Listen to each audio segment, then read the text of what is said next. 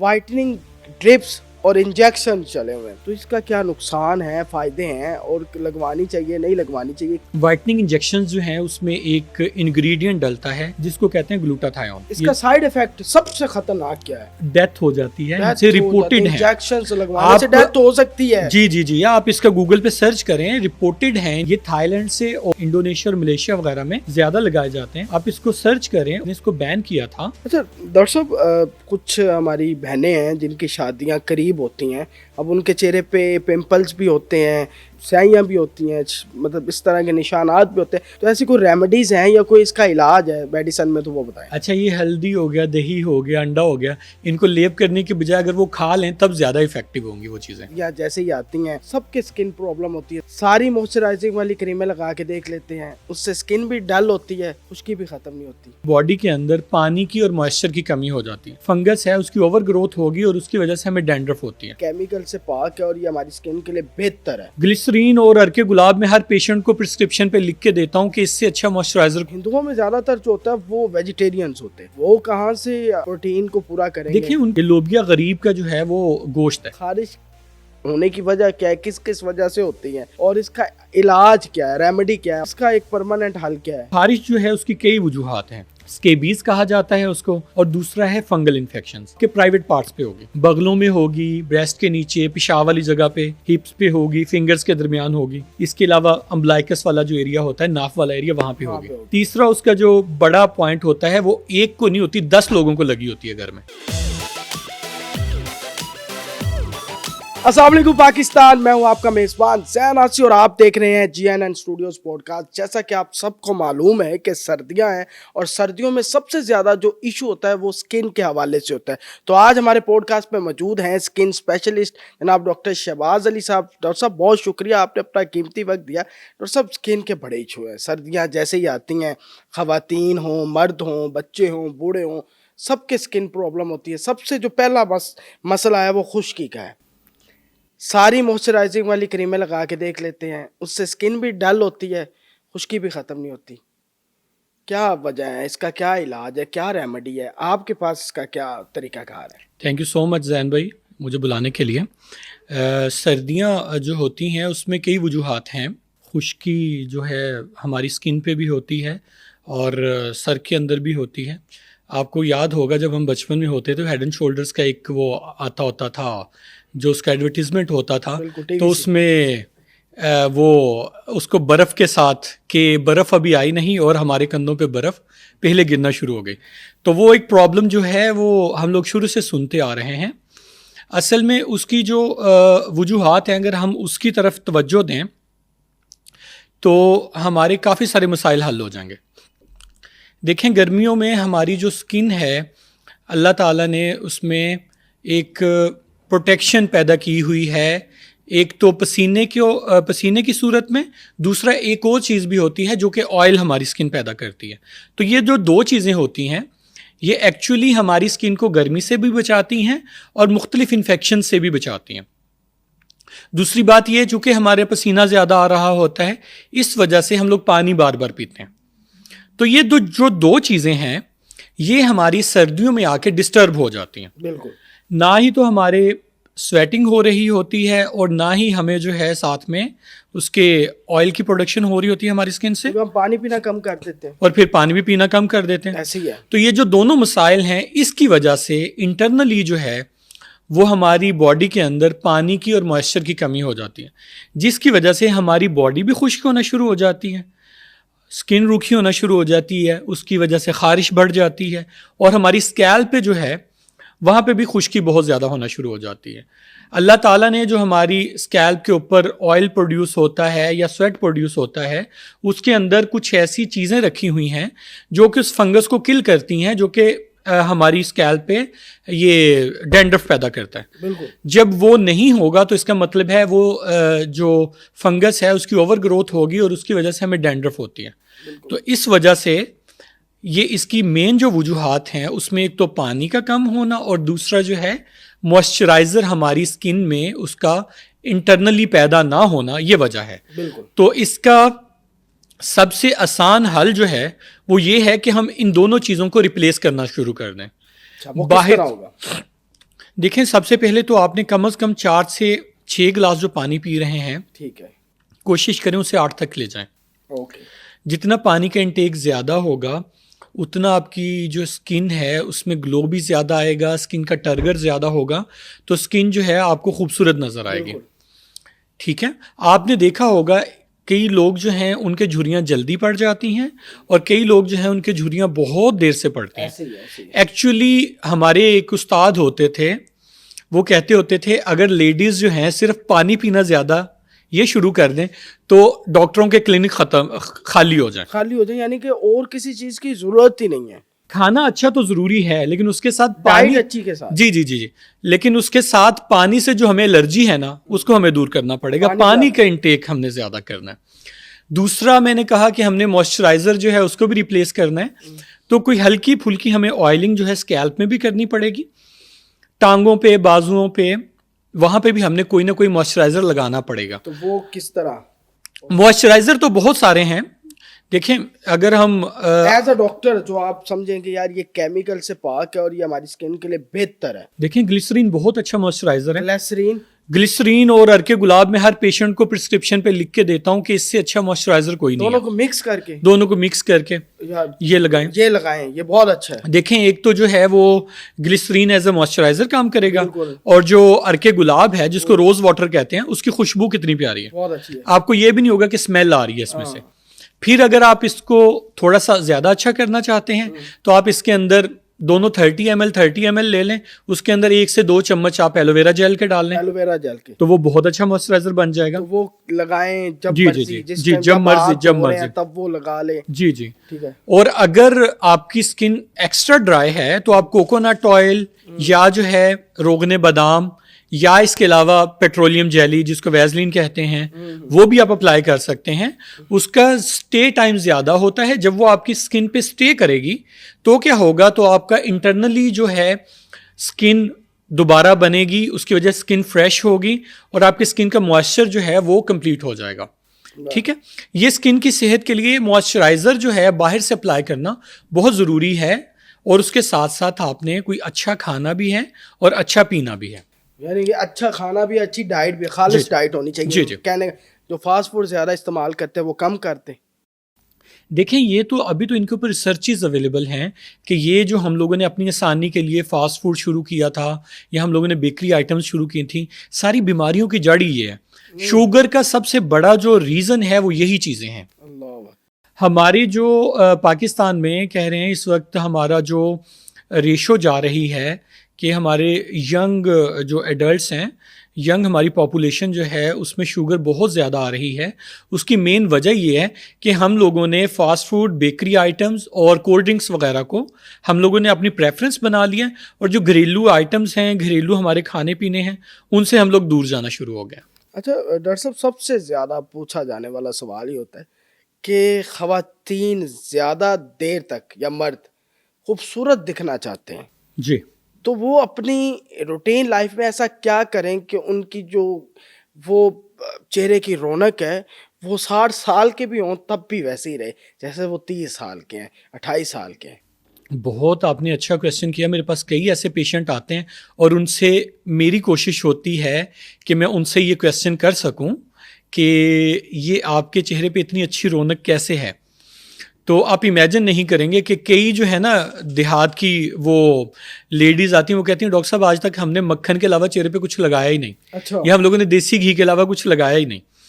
असल में ये जो है तरह तरह की जो फैंसी क्रीम्स हो गई या फैंसी मॉइस्चराइज़र्स हो गए, उनका अपनी जगह, उनकी बड़ी अच्छी उनकी रिसर्च एंड डेवलपमेंट उन कंपनीज़ की होती है, लेकिन हमें ये याद रखना चाहिए कि हमने जो ज़िंदगी गुजारी है, हमने इतने सारे लोगों को देखा है, उनकी स्किन का हम मुआवजा करें आजकल की जनरेशन से तो उसमें क्या क्या जो है डिफरेंसेस हैं। एक तो ये कि वो लोग खाना अच्छा खाते थे और खाने की उनकी टाइमिंग्स बड़ी अच्छी थी।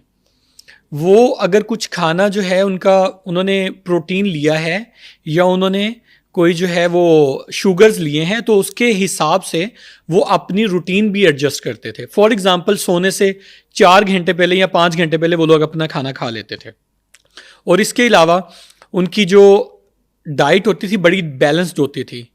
आजकल हम लोग भाग रहे हैं जी, देसी घी से भाग रहे हैं और इसके अलावा जो है और इनसे ऑयल्स वगैरह से भाग रहे हैं, जबकि न्यू जो रिसर्चेज आ रही हैं वो ये कह रही हैं कि जो हम लोग ऑयल्स वगैरह यूज़ कर रहे हैं या घी वगैरह यूज़ कर रहे हैं वो हमारी जिल्द के लिए और हमारी सेहत के लिए ज़्यादा इंजूरियस हैं, उनका नुकसान है।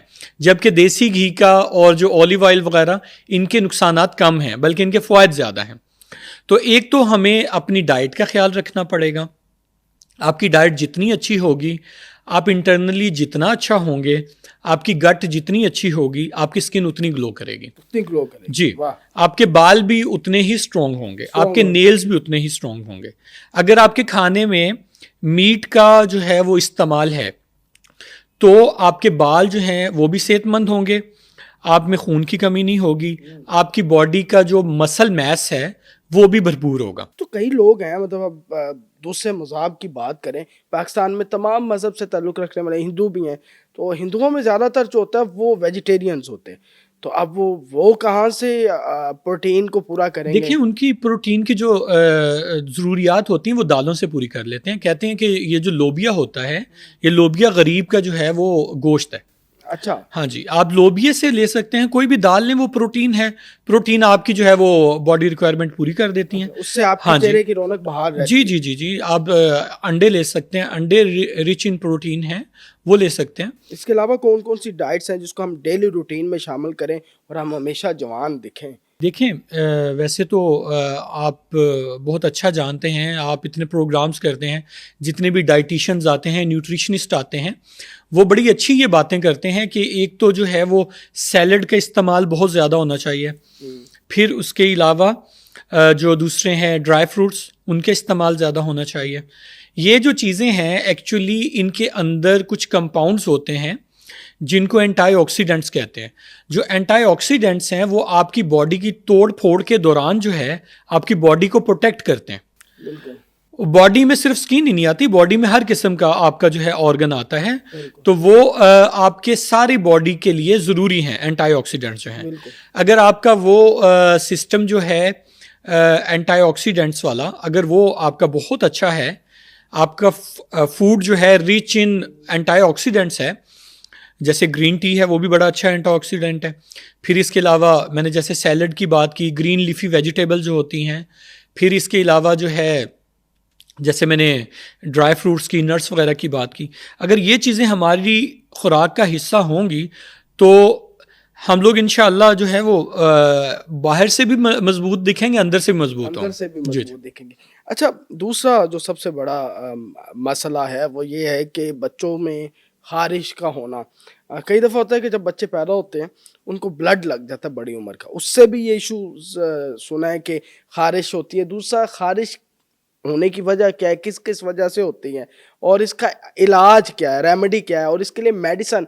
एक तो होता है कि वो टी डे दे दें बच्चे को, एक सिरप आता है टी डे, जी जी, वो दे दें, जी। तब तक तो खारिश नहीं होती, लेकिन इसका एक परमानेंट हल क्या है? बड़ा अच्छा आपने क्वेश्चन पूछा। देखें, जो स्किन का मरीज आता है ना, वो हमारे पास दो ही उसकी शिकायत होती हैं। या तो उसकी शिकायत होती है कि मुझे इसके ऊपर खारिश हो रही है, या उसको होता है कि ये मेरे निशान है और ये मुझे बुरा लग रहा है, या ये ख़तरनाक तो नहीं। ये दो ही शिकायत होती हैं। वो खारिश जो है उसकी कई वजूहात हैं। एक आपने जैसे बात की ब्लड का लगना, ब्लड के लगने के बाद बहुत ज़्यादा जो है वो रिपोर्टेड होते हैं केसेस, जिसकी वजह से उसको ब्लड ट्रांसफ्यूजन रिएक्शन भी कहते हैं या मिसमैच भी कहते हैं, उसके बाद खारिश हो जाती है। उसका इलाज बिल्कुल डिफरेंट हो जाता है।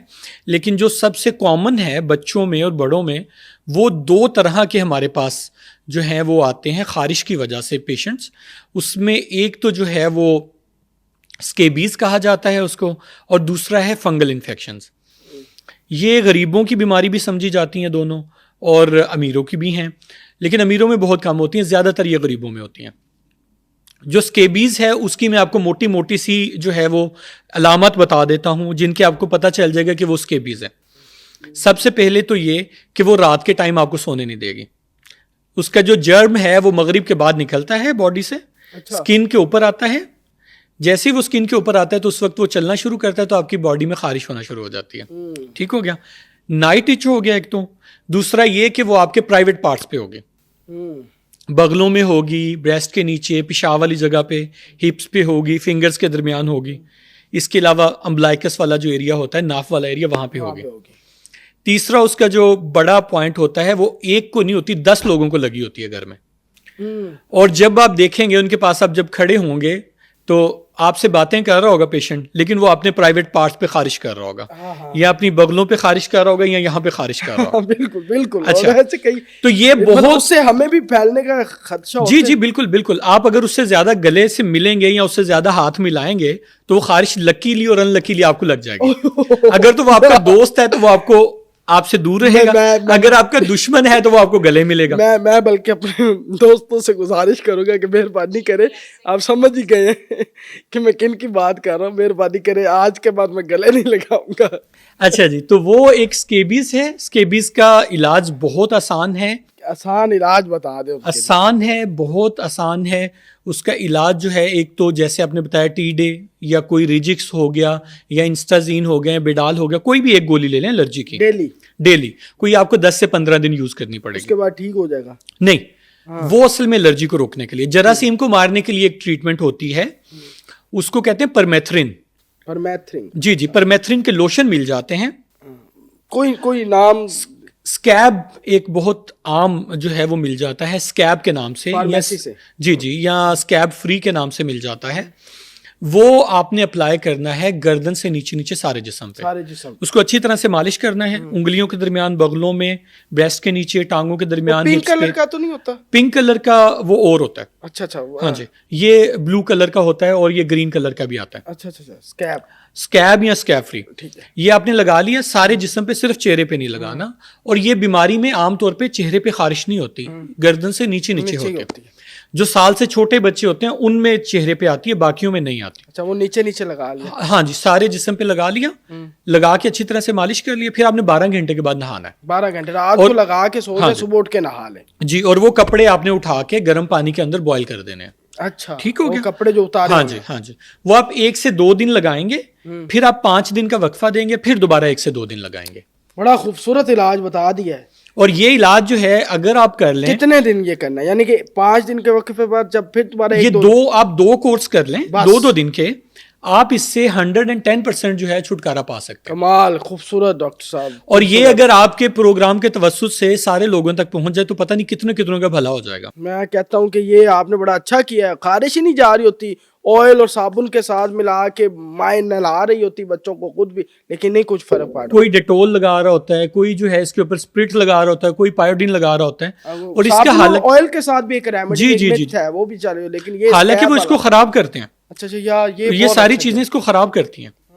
ये इरिटेंट्स होते हैं, इरिटेंट्स आपके जिस्म को खराब करते हैं। तो ये 2 सिर्फ चीजें कर लें, एक एलर्जी की गोली ले लें या सिरप दे दें बच्चों को, वो 10-15 दिन लें। जी, और दूसरा लोशन जो है उसके 2 कोर्स कर लें, 2-2, 3-3 दिन के। ठीक हो गया? तो ये एक हो गया स्केबीज।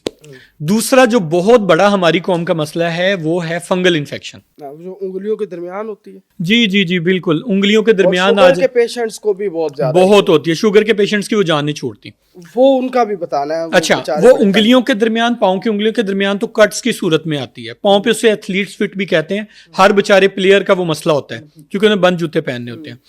दूसरा, वो लोग जो बाहर फेरी वगैरह का काम करते हैं, वो जब बारिश के पानी में से गुजर के आते हैं उनके पाँव की उंगलियों में लग जाती है, क्योंकि बारिश का पानी जो होता है वो खड़ा होता है, उसके अंदर वो गंदा फंगस पाया जाता है। अच्छा, दूसरा, वो फंगस हमारे बॉडी पार्ट पे कहीं भी आ सकता है, खास तौर पे पेशाब वाली जगह पे आता है, प्राइवेट एरियाज में। ठीक है। उसका और स्केबीज का डिफरेंस ये है, स्केबीज के छोटे छोटे लाल लाल दाने बनते हैं, या तो वो पानी वाले होते हैं या पीप वाले होते हैं या लाल दाने होते हैं। और जो फंगल इन्फेक्शन है उसका जो वो लीजन होता है या उसका जो जख्म होता है वो बिल्कुल राउंड होता है, गोल होता है, दायरे की सूरत का होता है। ठीक है। और वो दायरे की सूरत में फैलता जाता है, दरमियान में से क्लियर होता जाता है, साइडों में फैलता जाता है, और उसके ऊपर छोटा छोटा सा छिलका होता है। और ये बहुत कॉमन बीमारी है। हिप्स पे होती है, पेशाब वाली जगह पे होती है, लेग्स के ऊपर होती है, बगलों में होती है, ब्रेस्ट के नीचे होती है। इसके अलावा अगर ये पाँव की उंगलियों में, हाथों की उंगलियों में है तो कट की सूरत में होती है। ठीक है। सर पे भी आ जाती है, सर पे थोड़ा सा जरा डिफिकल्ट होता है, वो दानों की सूरत में यहां पे बनते हैं, ये वाले फोरहेड पे। तो खारिश की ये बहुत बड़ी वजह है। इसका हल जो है थोड़ा सा ट्रिकी है। वो असल में स्किन स्पेशलिस्ट जो हैं वो इसको बाज़ का 2-2 3-3 महीने ट्रीट करते हैं, 4-4 महीने ट्रीट करते हैं। तो उसके लिए आपका बाज़ हमें शुगर का भी टेस्ट करवाना पड़ता है, दूसरे खून की कमी के भी टेस्ट करवाने पड़ते हैं, और उसके अलावा जो है उसमें हमें बाज़ गोलियां जो है वो भी चेंज करके देखनी पड़ती हैं। तो वो उसका इलाज लंबा चलता है। लेकिन उसका एक छोटा सा जो है वो रेमेडी होम आपको घर पे करने के लिए बता देता हूँ। एक तो आपने एलर्जी की कोई भी गोली ले लेनी है, जैसे रिजिक्स हो गया, बेडाल हो गया, इंस्टाजीन हो गया या टीडी हो गया, सॉफ्टन हो गया, कोई भी ऐसी ले लें। दूसरा आपने एक बहुत सस्ती सी क्रीम है, डर्मोस्पोरिन के नाम से आती है, सारों के उसका नाम तकरीबन पता है। आपने सिर्फ वो लगानी है उधर उस एरिया पे। उसके लगाने का तरीकेकार ये होता है, आपने वहां पे लगा लिया, आपने शुरू करना है बाहर वाले हिस्से से। बाहर वाला हिस्सा जहां पे साफ है वहां पे 1 सेंटीमीटर से आप शुरू करेंगे, ताकि वो जहां तक फैल सकती है, हाँ उससे थोड़ा दूर तक। हाँ जी, उससे दूर से आप शुरू करेंगे, फिर आप अंदर वाली तरफ आएंगे। वो आप लगाते आएंगे। इस तरह आपने वो लगानी है क्रीम, दिन में 2 बार लगाएंगे, ठीक है। और ये आपने कोई 1 महीना 1.5 महीना लगानी है। उसके ऊपर आपने क्या करना है, 10 मिनट के बाद कोई भी सादा पाउडर जो है, टेल्कम पाउडर हो, बेबी पाउडर हो, या जो है फंगल एंटी फंगल पाउडर्स भी मिल जाते हैं लेकिन वो कम मिलते हैं, या कोई भी जो है वो आप प्रिकली हीट पाउडर है वो आपने छिड़काव करना है, ठीक है। 2 टाइम क्रीम लगाएंगे, 2 टाइम 10 मिनट के बाद ऊपर पाउडर छिड़केंगे, ठीक है, ठीक हो गया। ये आपने काम करना है कोई 1 महीना। इंशाल्लाह इसी से ही जो है ना आपका वो मसला ठीक हो जाएगा। कुछ डायबिटीज के पेशेंट है जो ज्यादा संजीदगी में चले गए, डॉक्टर साहब कहाँ बैठते हैं आप, थोड़ा सा बता दें हमारे नाजरीन को ताकि वो आपसे रब्ता कर सके। अगर आपने मुझे चेक करवाना हो तो फिर जो है हमीर लतीफ़ हॉस्पिटल में आ सकते हैं। मॉर्निंग और इवनिंग हमीर लतीफ़ हॉस्पिटल में होता हूँ, फिरोजपुर रोड पे, और दोपहर के वक्त 7 दिन जी 7 डेज अ वीक। संडे को छुट्टी होती है जी, संडे को छुट्टी होती है। और कितने से कितने बजे तक? सुबह 10 से 12 और शाम को 8 से 10। और इसके अलावा जो है मैं एवरकेयर हॉस्पिटल में बैठ रहा हूँ वाबडा टाउन में, वहाँ पे मैं 12 से 3 बैठता हूँ। 12 से, वो भी पूरे 7 दिन बैठते हैं जी। डॉक्टर शहबाज अली नाम है इनका, स्किन स्पेशलिस्ट है। आप लाजमी चेक करवाएं जो भी डायबिटीज, जिनको फंगल इश्यूज हैं, हमारे फैमिली में हमारे अबाउजदार या हमारे बुजुर्गों को ये मामलात रहते हैं जी जी जी, और ये लाजमी चेक करवाएं। उनकी सेहत जो है वो हमारे लिए बड़ी ज़रूरी है। अच्छा डॉक्टर साहब, एक और बड़ा सवाल मेरा आपसे है, वाइटनिंग ड्रिप्स और इंजेक्शन चले हुए हैं। अब आम जनता जो है वो टिकटॉक स्टार्स को देखती है, वो रंग बिरंगे से वो ड्रिप्स होती हैं, इंजेक्शन होते हैं, वो लग रहे हैं, ठीक है, और मॉडल्स लगवा रही हैं, उनकी टिकटॉक देखते हैं तो उनके ज़हन में भी आता है, आम ख़वातीन के ऊपर भी, कि यार हम भी ये इस तरफ जाएं, या जिनकी शादियां होने वाली हैं, ठीक है, वो भी चाहते हैं कि ये ड्रिप से जल्दी वाइट हो जाएंगे। तो इसका क्या नुकसान है, फ़ायदे हैं, और लगवानी चाहिए नहीं लगवानी चाहिए क्या? आप तो स्किन स्पेशलिस्ट हैं, आपको तो पता होगा। जी देखें, वाइटनिंग इंजेक्शंस जो हैं वो एक हमारे एक्टर हैं उनके बाद ये मशहूर हुए, फ़ाहद मुस्तफ़ा साहब। लोग कहते हैं कि वो उन्होंने लगवाए हैं, मुझे उसका आइडिया नहीं कि उन्होंने लगवाए हैं कि नहीं। उसके बाद ये बहुत ज़्यादा हाइप क्रिएट हो गई इनकी कि ये जो है जी वाइटनिंग इंजेक्शंस लगवाने के बाद फ़ाहद साहब जो हैं वो गोरे हुए हैं। बल मुझे इसके बारे में कोई ऑथेंटिक जो है वो न्यूज़ नहीं। वाइटनिंग इंजेक्शंस जो हैं उसमें एक इंग्रेडिएंट डलता है जिसको कहते हैं ग्लूटाथायोन। सही। तो जो ग्लूटाथायोन है वो असल में हमारी बॉडी के अंदर अल्लाह ताला ने पहले से ही रखा हुआ। ग्लूटाथायोन का जैसे मैंने आगे बात की थी कि एंटीऑक्सीडेंट्स होते हैं जो कि हमारी बॉडी को तोड़ फोड़ जो होती है या जो डैमेज होता है उसको रिपेयर करते हैं। ग्लूटाथायोन सुपर एंटीऑक्सीडेंट है, और ये उसमें इसका एक इफेक्ट जो है वो वाइटनिंग भी है, बिल्कुल, कि ये हमें सूरज की छांव से बचाता है और हमारा रंग जो है वो सफ़ेद करता है, बिल्कुल।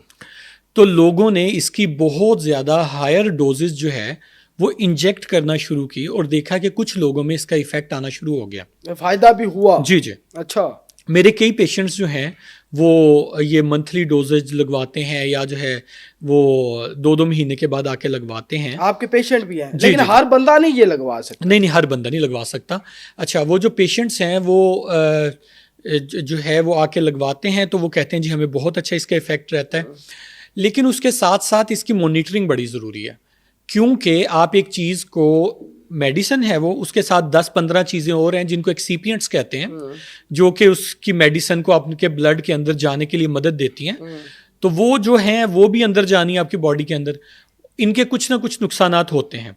तो आपके जिगर के टेस्ट, आपके ब्लड के टेस्ट, और इसके अलावा आपका जो गुर्दों का टेस्ट है वो करवाना ज़रूरी होता है। अच्छा। इस वजह से मैं 2-2 हफ्ते बाद या महीने बाद अपने पेशेंट्स में वाइटनिंग के इंजेक्शन जो लगवाते हैं उनमें ये टेस्ट ज़रूर करवाता हूँ। अगर उनके स्टोन्स बनते हैं फिर भी नुकसानदेह है। ज़ाहिर सी बात है, अगर उनको जेगवर ये स्टीरॉइड्स तो नहीं होते? नहीं, ये स्टीरॉइड्स नहीं होते। अच्छा। ये स्टीरॉइड्स नहीं होते, ये जो है सारे वाइटामिन्स होते हैं। अगर फॉर एग्जांपल आपको इनका कोई जो है वाइटनिंग का फ़ायदा नहीं भी होता, फिर भी आपकी क्वालिटी ऑफ लाइफ जो है वो बेहतर हो जाती है। अच्छा।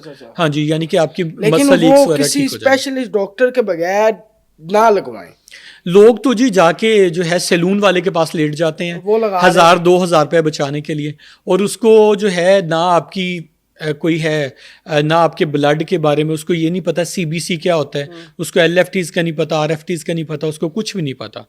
अल्लाह ना करे अगर वहाँ पे कोई जो है वो जैसे इसका साइड इफेक्ट सबसे खतरनाक क्या है? डेथ हो जाती है, इनसे रिपोर्टेड है। इंजेक्शंस लगवाने से डेथ हो सकती है। जी, आप इसका गूगल पे सर्च करें, रिपोर्टेड है इनके बाद जो है ये थाईलैंड से और जो है ना इंडोनेशिया और मलेशिया वगैरह में ज़्यादा लगाए जाते हैं। आप इसको सर्च करें, उनकी अथॉरिटीज़ ने इसको बैन किया था बिकॉज ऑफ कि इनकी वजह से काफ़ी लोगों की डेथ्स हो गई थी। अब ये थाईलैंड में बैन है ये वाइटनिंग इंजेक्शन, और पाकिस्तान में ये देखे डॉक्टर साहब कह रहे हैं डेथ हो सकती है। अमेरिका में भी बैन है, अमेरिका में भी वो लोग नहीं यानी कि हम जहाँ अगर लगाते हैं तो बगैर किसी स्किन स्पेशलिस्ट के वो ना लगवाएं। जी, और उसकी डोज आपने कोशिश करनी है कम से कम रखें, कम से कम लो, लेकिन वो भी पेशेंट की सूरत हाल पे मुनहसर है। जी। अच्छा, उसमें हमारे पास अभी ये महीना हुआ है, एक बड़ी अच्छी डेवलपमेंट हुई है कि आगे हम लोग मंगवाते थे, आपसे ले लिया, इधर से ले लिया, उधर से ले लिया, वो लोगों का हमें नहीं पता वो कहाँ से वो इंपोर्ट करते हैं। लोहारी में बैठे बना रहे हैं, कराची में बैठे बना रहे हैं, लोकल भी बन सकते हैं ये। जी बना सकते हैं, हमारे पाकिस्तानी सारा कुछ कर सकते हैं, ऊपर सिर्फ लेबल ही उन्होंने लगाना है। हमें कई ऐसी रिपोर्ट्स हैं कि वो लोग जो है ना यहाँ पे बनाते हैं। अच्छा, तो वो कोई आइडिया नहीं है कहाँ से बन के आ रहे हैं, चाइना से आ रहे हैं या मलेशिया से आ रहे हैं, कहाँ से आ रहे हैं कोई आइडिया नहीं। अभी 2 पाकिस्तानी कंपनीज हैं, उन्होंने बनाने शुरू किए हैं, तो वो लेकिन गवर्नमेंट ने जो उनको रिकमेंड किया 600 mg का जो इंजेक्शन है वो बनाने की उनको इजाज़त दी है, इससे ज़्यादा नहीं।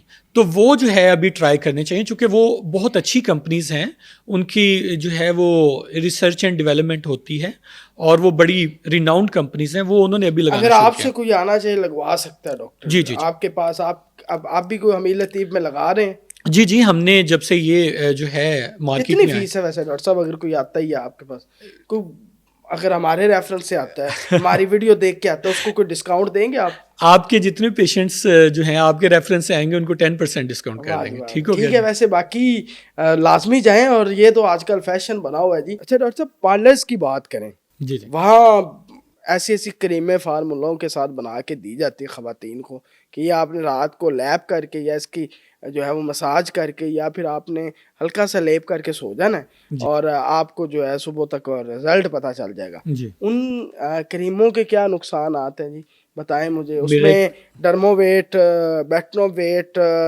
वो 12 लाख 5 लाख का कैप्सूल वो, ठीक है, और कुछ आर्ची क्रीमें, आर्ची वगैरह मिक्स करके वो बनाई जाती है। कुछ का तो मैंने बता दिया, 1-2 का मुझे नहीं पता। इनका बता दें कितना को नुकसान हो। आप मुझे चाह रहे मैं वो पूरा फार्मूला बता दूं जो लोग यूज करते हैं? ये बताएं इसका नुकसान है या फायदा है? जी।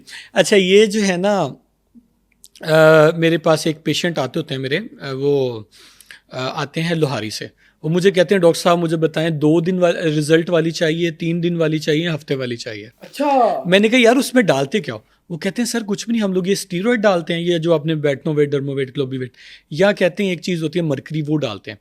कहते हैं फौरन जो है ना चेहरा आपका ना वो खूबसूरत कर देती। मैंने कहा अच्छा, मैंने कहा उसके बाद तुम्हारे पास वो लोग आते हैं? कहते नहीं आते। मैंने कहा वो बाद में मेरे पास आते हैं, क्योंकि इन चीज़ों के साइड इफ़ेक्ट्स इतने ज़्यादा हैं।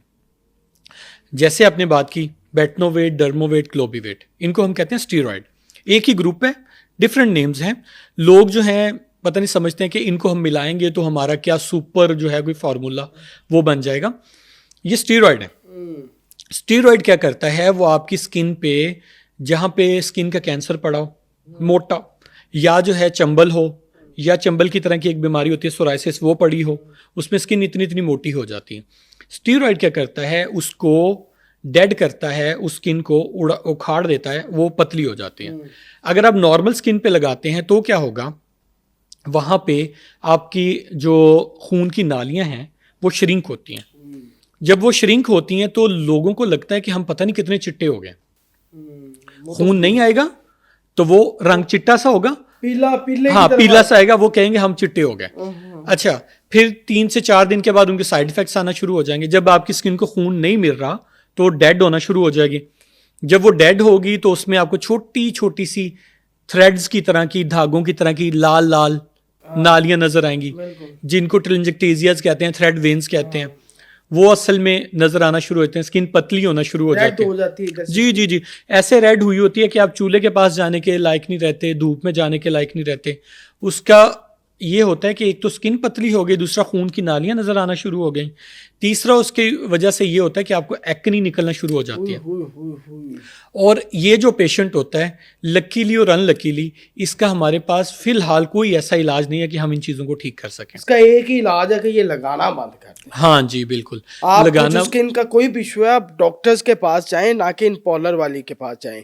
ठीक है, मोहल्ले में बैठी उसको तो पता नहीं, उसने तो अपना बिजनेस चमकाना है। उसने तो 4 की जमातें पढ़ी होंगी, आपने तो फिर भी 10 पढ़ ली होंगी या 15 पढ़ ली होंगी, उसने तो 4 पढ़ी होती है वो तो अपनी क्रीमें धड़ाधड़ बेचे जा रहे हैं और आप देखें कि कितना बड़ा नुकसान है। इलाज ही नहीं है इसका। बड़ा आजकल जो है ना, खवातीन और मर्द हजरात के अंदर ऐसी क्रीमें लेने का शौक पैदा होता है। टिकटॉक में ऐसी अट्रैक्टिव एड चल रही होती हैं, टीवी चल रही होती हैं, ताकि वो भी चेहरे को ग्लो करें। तो वो रात को ऐसी क्रीमें लगा के सोते हैं, उसके आपने नुकसान बता दिए। वो क्या करें चेहरे को वाइट करने के लिए? चेहरे पे निशानात हैं, स्याहियाँ हैं, छाइयाँ हैं, पिंपल्स बन जाते हैं। ठीक है, ब्लैक हेड्स की वजह से भी स्किन डल हो जाती है। तो इंस्टेंट क्रीमें भी हैं जो इंस्टेंट वाइट करती हैं। अब मैं नाम नहीं लूँगा क्योंकि हमारे चैनल की पॉलिसी है कि नाम लेंगे किसी कंपनी का तो फिर वो एक स्पेशल, आपको पता है इंस्टेंट वाइट करने की क्रीमें कौन सी है, वो लगाने से उसका कोई नुकसान है कि नहीं है, या कुछ और रेमेडी आप बता सकते हैं, या कोई मेडिसिन है तो बता दें। देखिए, सबसे पहले तो जो है ना, एक हमारा कॉन्सेप्ट क्लियर होना चाहिए कि एक होता है ग्लो, एक होता है वाइटनिंग। ठीक है, हम जो है अगर तो ग्लो की तरफ जाएंगे तो ये बिल्कुल एक अच्छा हमारा जो है ना, हमारी एक चॉइस है। तो ये लॉन्ग टर्म भी है, लॉन्ग टर्म भी है। और दूसरी बात ये याद रखें कि जो गंदमी रंग है हम लोगों का, एशियंस का, ये गोरे इसके लिए तरसते हैं। अच्छा, कि गंदमी रंग होना चाहिए हमारा। और हम भाग रहे हैं। हमारे अंदर क्रेज है कि हम लोग वाइट हो। वाइट के अपने बहुत सारे नुकसानात हैं। उनके अंदर जो है स्किन के कैंसर्स ज़्यादा हैं, उनको जो है सन से एलर्जीज, इसके अलावा जो है उनको धब्बे पड़ जाते हैं उनके जिस्म पे। इसके अलावा उनको जो है वो छाइयाँ बनना, ये उनके अंदर बहुत ज़्यादा है। तो आपने किसी अंग्रेज को सामने से पास जाके देखे तो उनकी स्किन बहुत गंदी हुई है, बड़ी गंदी, मतलब वो आप बल्कि जब जूम करते हैं मूवीज के अंदर भी तो वो एक आपको जिल्द लगता है कि इसकी जिल्द पे निशानात है। हाँ जी, तो हमारी जो स्किन है अल्लाह ताला ने एक बहुत परफेक्ट टाइप की बनाई हुई है, ये गंदमी स्किन। अच्छा, देखें यहाँ सन डैमेज इसमें कम होता है, फिर इसके अलावा जो है इसमें स्किन के कैंसर्स कम हैं। लेकिन जो हम लोग इसके ऊपर ट्रायल्स लेते हैं, जो हम इसके ऊपर पंगे लेते हैं, उसकी वजह से डिफरेंट तरह के हमें यानी कि ये जो पंगे जो हम लेते हैं वो इंस्टेंट वाइटनिंग क्रीमों से लेते हैं। जी जी जी, जो भी चीज़ हमें जो है वो नेचर से हटाएगी वो अल्टीमेटली हमें बेड़ा गर्क करेगी। तो अगर तो आप ग्लो चाहते हैं तो जो है वो एक विश आपकी ठीक है। अगर आप चाहते हैं बहुत ज़्यादा वाइट हो जाएं तो बहुत ज़्यादा वाइट वाला जो क्रेज़ है ना, वो अल्टीमेटली फिर उसके नुकसानात होते हैं कुछ ना कुछ। आप वाइटनिंग इंजेक्शंस की तरफ जाएंगे, क्रीम्स की तरफ जाएंगे, तो उसके आपके इंटरनल बॉडी पे भी नुकसानात होंगे, आपके गुर्दों पे, जिगर पे और आपकी स्किन पे भी नुकसानात होंगे। ठीक है, तो उसके लिए जो है सबसे बेहतर जो है ना तरीकाकार है वो मोतदिल रहें कि आप सिर्फ ग्लो की तरफ जाएं, जो आपका अपना कलर है उसको आप बेहतर कर लें, थोड़ा सा उसको आप अपने जो छाइयाँ हैं, दाग धब्बे हैं या जो एक्नी है उसका इलाज करवाएं। क्योंकि जो एक्नी है या छाइयाँ हैं या दाग धब्बे हैं उनका फौरन इलाज नहीं होता। अच्छा, उसके लिए क्या लगाना चाहिए, क्या कुछ खाना क्या चाहिए ताकि ये छाइयाँ चली जाएं? देखिए, एक तो जो है आप लोग विटामिन सी जो है ना उसका इंटेक हमारी खुराक में ज़्यादा करें। दूध, विटामिन सी जो है, कैल्शियम जो है, विटामिन सी असल में आता है फ्रूट्स में ज़्यादा, तो ऑरेंज में, जी जी जी जी, कोई भी खट्टा तुर्श जो भी फ्रूट होगा उसके अंदर, लेमन के अंदर होगा, जी जी जी, तो वो आप इस्तेमाल उसका ज़्यादा करें। फिर इसके अलावा जो है जैसे मैंने पहले बताया था जैसे मैंने पहले बताया था कि आपने जो है वो ये एंटीऑक्सीडेंट्स कंटेनिंग फूड्स जो हैं वो लेने हैं। जैसे फ्रूट्स हो गए, फिर इसके अलावा जो है वो नट्स हो गए, ये चीज़ें लेनी है। फिर इसके अलावा एक और बहुत अहम चीज़ है जो कि हम लोग बिल्कुल उसकी तरफ तवज्जो नहीं देते, वो है एक्सरसाइज। जब आप एक्सरसाइज करते हैं तो आपकी हार्ट बीट तेज़ हो जाती है। हार्ट बीट तेज़ होने की वजह से क्या होता है, आपकी सारी बॉडी को ब्लड की सप्लाई बढ़ जाती है। जब ब्लड की सप्लाई बढ़ती है उससे क्या होता है, आपकी जो खून की शरियानें हैं, छोटी छोटी ब्लड वेसल्स हैं, वो ओपन होती हैं। जब वो ओपन होती हैं तो आपके हर बॉडी पार्ट को ज़्यादा से ज़्यादा खून मिलेगा। जब खून मिल रहा है तो उसकी वजह से उसकी नरिशमेंट ज़्यादा हो रही है, उसकी खुराक ज़्यादा हो रही है। बिल्कुल। इस वजह से आपके बालों को भी ग़िज़ाइयत मिल रही है, स्किन को भी मिल रही है, दिल को भी मिल रही है, जिगर को भी मिल रही है। हर चीज़ काम ठीक करेगी। ठीक हो गया। एक्सरसाइज बहुत ज़रूरी है, बहुत ज़रूरी है ग्लो के लिए। जी जी जी जी। आप उस बंदे को जो कि एक्सरसाइज कर रहा है या कोई वर्कआउट कर रहा है उसको, और जो हमारी तरह 24 घंटे बैठा रहता है उसको देख लें, उनकी स्किन में बहुत फ़र्क होता है। वैसे मैं अल्हम्दुलिल्लाह कोई आधा घंटा वॉक रोज़ाना करता हूँ, मैंने खुद की एग्जांपल दी। लेकिन ये है कि एक्सरसाइज को अपना पार्ट एंड पार्सल ज़रूर बनाएं। खाने के साथ साथ अपनी जो हैबिट्स हैं उसको आप जो है चेंज करें, फिर अपनी नींद की तरफ तवज्जो दें। आजकल तो बल्कि एक जो है सारी डेवलप्ड कंट्रीज़ में एक मेडिसिन की न्यू ब्रांच आ गई लाइफस्टाइल चेंजेस के हवाले से, लाइफस्टाइल मेडिसिन के नाम से। उसमें वो आपको आपके खाने के बारे में, आपके सोने के बारे में, आपकी एक्सरसाइजेज के बारे में सारा कुछ वो आपको गाइड करते हैं। अच्छा डॉक्टर साहब, कुछ हमारी बहनें हैं जिनकी शादियां करीब होती हैं, अब उनके चेहरे पे पिंपल्स भी होते हैं, ये स्याहियां भी होती हैं, मतलब इस तरह के निशानात भी होते हैं, और वो चाहते हैं इंस्टेंट जो है इसका हो, ताकि वो जब भी नए घर जाएं सुधार के तो वो एक अच्छा ग्लो चेहरा लेके जाएं, ताकि जाहिर सी बात आगे सास भी मिलना है, ननद ने भी मिलना है, तो कई ऐसे होते हैं टोंट ताकि वो ना सुन सके। उनके लिए वो क्या है, एक तो हमारे जो गांव के अंदर रेमेडीज चलती हैं वो चलती है हल्दी को दही के साथ, ठीक है, साथ अंडे का इस्तेमाल, चेहरे पे लेप करके सोना, मुल्तानी मिट्टी का लेप करके सोना, उससे भी कोई फायदा। तो ऐसी कोई रेमेडीज हैं या कोई इसका इलाज है मेडिसिन में, तो वो बताएं। अच्छा, ये हल्दी हो गया, दही हो गया, अंडा हो गया, इनको लेप करने की बजाय अगर वो खा लें तब ज्यादा इफेक्टिव होंगी वो चीजें। अच्छा, हाँ जी, ये चीजें जो हैं ये बड़ी खूबसूरत बात के, और हम लगा मार चुके हैं। जी जी। अच्छा, इसको खा लें तो वो ज्यादा इफेक्टिव होगा। उनका देखें, उनका इंस्टेंट, मैंने जैसे बताया इंस्टेंट इलाज कोई भी नहीं होता। अच्छा। असल में इसके पीछे आपको ना जरा थोड़ी सी लॉजिक समझनी पड़ेगी। आपकी स्किन जो है वो 1 से 1.5 महीने के बाद बनती है। 1 से 1.5 महीने के बाद अल्लाह ताला ने उसके अंदर एक ऐसा रखा हुआ है कि वो 1 से 1.5 महीने के बाद वो सारी की सारी चेंज हो जाती है। और जब हम कुदरत को छेड़ते फिर नुकसान होते हैं। 1 से 1.5 महीने में। ये बड़ी खूबसूरत तो 2 दिन में आप उसको, 3 दिन में आप उसको नहीं ठीक कर सकते। बाल जो है हमारा 4 महीने में, 5 महीने में रिप्लेस होता है बाल। हाँ जी, तो एक जो बाल गिर गया उसने 4 महीने के बाद ही आना है, उससे पहले नहीं आ सकता। ठीक हो गया। नाखून जो है हमारा, हाथों के नाखून 6 महीने में आते हैं, पाँव का नाखून साल में आता है। तो अगर आपको हाथों में फंगस हो गई है या पाँव में फंगस हो गया तो हाथ का नाखून 6 महीने लेगा, पाँव का नाखून साल लेगा, साल बाद उससे पहले ठीक नहीं हो सकता। पहले ठीक नहीं। तो ये चीज अगर हमारी समझ में आ जाए तो हम लोग ज्यादा जल्दी वाली चीजों की तरफ नहीं भागेंगे। ठीक हो गया। लेकिन अगर हम कुछ इंस्टेंट इलाज करवाना चाहते हैं तो ये फेशियल्स वगैरह जो होते हैं इनसे अवॉइड करें। मुझे एक बहुत जो है वो अच्छा इलाज लगता है जो कि सदियों से, इवन कि आप देखें कि जो मुगल जो वो दौर के अंदर, मुगल दौर के अंदर जो वो थे बादशाह थे या रानियां थी, वो सारे के सारे दूध के साथ बाथ लेते होते थे। गन्ने का रस वो भी बाज़ औक़ात यूज़ करते थे। उनको हम लोग रिसेंटली कुछ 200-300 साल से हम लोग उनको केमिकल पील्स की सूरत में यूज़ करते हैं। वो लोग केमिकल पील के तौर पे कि उनकी स्किन जो है जल्दी पील ऑफ हो, उसके लिए वो लोग यूज करते थे। इस वजह से उनकी स्किन जो होती थी, ऐसे मिल्क का बाथ लेना चाहिए, उसमें लैक्टिक एसिड होता है ना। लैक्टिक एसिड जो है वो स्किन फ्रेंडली एसिड है, वो आपकी स्किन को बेहतर करता है। स्किन का जो 1.5 महीने का या जो है महीने का टर्नओवर है उसको वो शॉर्टर कर देता है, वो 15-20 दिन में टर्न होना शुरू हो जाती है। बड़ी खूबसूरत बात की। तो वो जो है उसको रिप्लेनिश करता है, लेकिन वो आहिस्ता आहिस्ता कंट्रोल्ड मेथड में करता है। इसी तरह हमारे पास जो है स्किन फ्रेंडली एसिड्स होते हैं वो हम लोग स्किन पे अप्लाई करते हैं, तो उससे आपकी एक्नी, छाइयाँ और दाग धब्बे जो होते हैं वो बेहतर हो जाते वो हैं। आपके पास ही होते हैं, आपके जी, जी। पास आए, डर्माटोलॉजिस्ट के पास आए, जी, जी। ताकि वो आपका इलाज कर सके, ताकि ना कि किसी पार्लर वाले के पास। वो तेज़ाब जो होता है वो बर्न भी कर सकता है अगर बहुत ज़्यादा क्वांटिटी में लग जाए, हाँ। तो उसका डर्माटोलॉजिस्ट के पास बैठ के करवाना चाहिए, ताकि- ना कि हर किसी के पास बैठ के हर करवा किसी लें। के पास कई नहीं। पेशेंट्स आते हैं ऐसे जिन्होंने शादी से पहले जिन्होंने ब्लीच करवाने गए, चेहरा रेड करवा के आ गए, पार्लर वाली को ये तो पता है मैंने ब्लीच करना है, उसको ये नहीं पता अगर इससे जल गया तो फिर क्या मैंने करना है, फिर वो भगाती है डर्माटोलॉजिस्ट के पास। हाँ, तुम तेरे चेहरे में आप एलर्जी हो गई है, मतलब जी इस जी तरह का जी क्या जी है? जी।